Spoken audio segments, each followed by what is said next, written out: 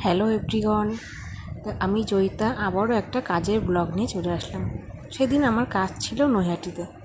আমি স্টেশনে চলে এসেছি, ট্রেনও ঢুকে গেছে। দেখো আমি নৈহাটি নেমেও গেছি।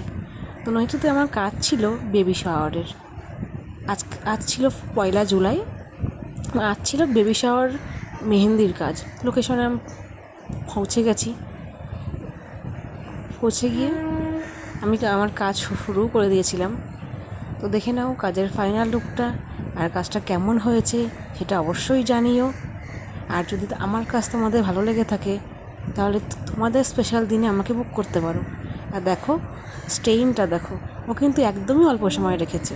আমি বেরিয়ে আসার পরই ও ধুয়ে ফেলেছে, তারপরেও স্টেইনটা কতটা ডার্ক হয়েছে। তো পরের দিন আবার ওর বেবি শাওয়ারে মেকআপ ছিল এবং আমি আবার আমার লোকেশনের উদ্দেশ্যে বেরিয়ে পড়লাম।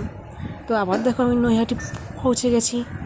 তো পৌঁছে আমি আবার আমার ক্লায়েন্টের লোকেশনে চলেও এসেছি। তো এই দেখো ওর বিফোর লুক। তো বিফোর লুক অ্যান্ড আফটার লুকটা কেমন হয়েছে এটা অবশ্যই আমাকে জানিও। আবারও বলছি, আমার কাজ যদি ভালো লাগে তাহলে আমাকে তোমরা বুক করতে পারো। তো চলো, কাজ শেষ, বাড়ি ফেরার পালা, টাটা, বাই বাই।